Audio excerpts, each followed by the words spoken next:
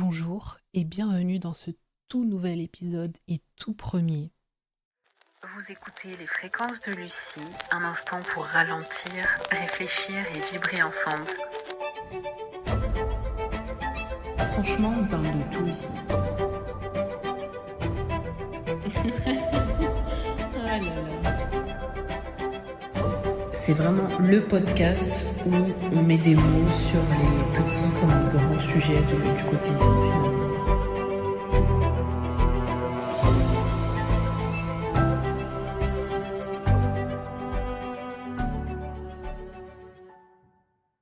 Aujourd'hui, on va parler d'un sujet qui touche tout le monde, même ceux qui pensent que non. On va parler de développement personnel, mais pas de la façon dont on l'entend tout le temps, évidemment. Parce que souvent, on nous vend cette idée comme une transformation magique. Deviens la meilleure version de toi-même, change ta vie en 30 jours, réveille le gagnant qui sommeille en toi.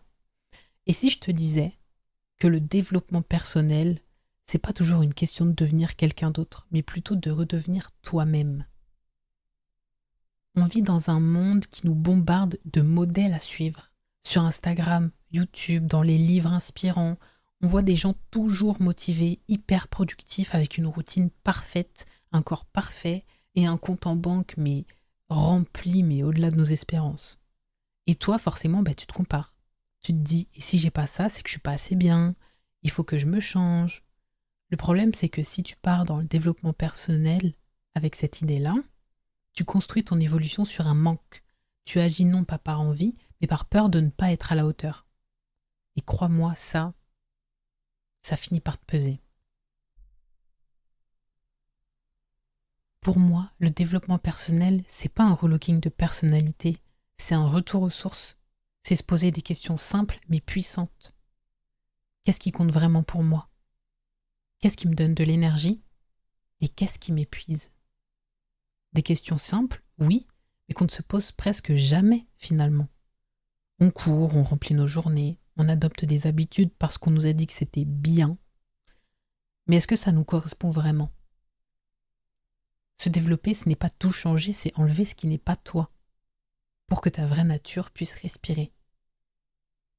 On croit souvent que pour évoluer, il faut tout bouleverser, se lever à 5h du mat', faire du sport tous les matins, lire un livre par semaine. Et si c'était faux ? Dans la vraie vie, les changements qui durent viennent rarement de grandes révolutions. Ils viennent de micro-actions. Par exemple, remplacer 10 minutes de scroll par 10 minutes de lecture, écrire 3 lignes de gratitude avant de dormir, dire non une fois dans la journée juste pour se préserver. Ces petites actions, elles ne changent pas ta vie en une semaine, mais sur la durée, elles font toute la différence. Et surtout, elles sont possibles, même les jours où tu n'as pas d'énergie. Voici le paradoxe.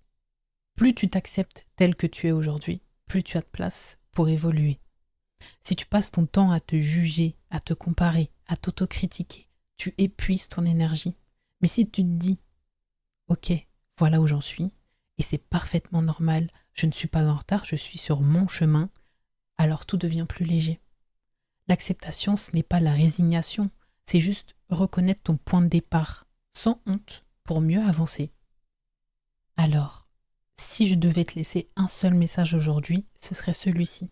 Le développement personnel, ce n'est pas de fabriquer une version idéale. C'est enlever les couches qui t'empêchent d'être toi.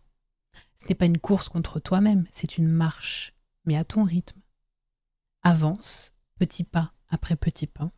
Accepte de ne pas tout maîtriser et surtout rappelle-toi, tu n'as pas besoin d'être quelqu'un d'autre pour mériter d'être heureux.